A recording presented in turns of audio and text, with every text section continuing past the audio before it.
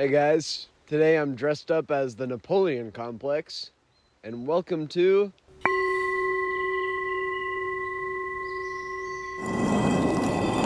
Transitions are important. When we're jumping from a calm and quiet museum scene to a hectic fight scene, it's a transition that stops that jump from being too jarring. So, transitions tie together the disparate parts of our game into our central theme. This week, I finished all the battle transitions to and from the overworld, which means we officially have a game loop. Let's show some of those off.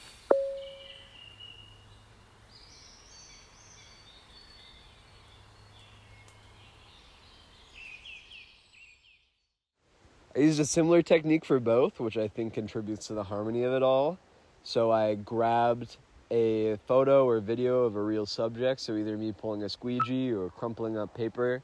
I took the frames of that I liked, and then I put them into Photoshop to make some minor changes like color grading and noise and stuff. And then we had our transitions, which is amazing. So we just dropped that into Unity and it animated. As for sound effects, it was easy enough to find a paper crumple sound effect, and that's what I'm using now. But I tried just grabbing the noise of me pulling a squeegee because it's really distinct, but I forgot it's actually like really shrill and not great on the ears.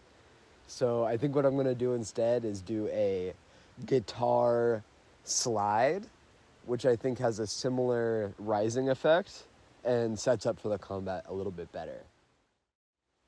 Anyway, let's transition into some of our gameplay changes. In every fight, I want to encourage choice with the mechanics I've designed. So with the runny nose decal, I wanted players to either choose to risk getting infected and let everyone else get infected, dealing damage to them, or stamp out the runny nose and not risk the damage. But with the code I had set up, this choice was kind of irrelevant. My code was, whenever you made contact with someone with a runny nose and any sticky decal, it would spread to you. So that's getting attacked by or attacking someone with the decal. This made it so that unless you got rid of it immediately, it quickly spread out of control and just everyone would have it. And that's no fun. So here's what I tried. Every time a decal spreads, it remembers how far it is from the original and uses that to dictate the spread chance. So the original will have a 90% chance of spreading on contact, then the next one will have 50% chance, then 20% chance, then none. What we end up with is two different play styles you can do depending on how you want to approach the fight. You can just attack everyone and try to get it done as fast as possible, ignoring the poison entirely and just trying to finish out, or you can let it spread, then get rid of it on yourself, and that way you can stall out the enemies.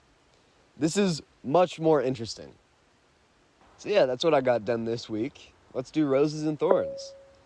My rose for this week is that I've been thinking a lot about story beats and characters, and I think I'm starting to zone in on the story I want to tell, which is really exciting. And as for my thorn, I don't really have any major ones this week, which is good. I just really wish I had more time to develop between work and school. Finally, let's talk about our goals for next week. I'm going to get a lot of opportunities to play test, so my number one goal is going to be implementing feedback from those play tests. My next goal is I really need to work on the basement area, just making a lot of art and assets to fill out that space. That's something I really need to prioritize. And then a bonus goal, I'd like to start polishing the opening cutscene for the game that I've been working on behind the scenes. So yeah, that's all for this week. If you watched it this far, like, subscribe, and comment your favorite kind of complex. My favorite is apartment. Thanks for watching, and I'll see you all next week. Bye!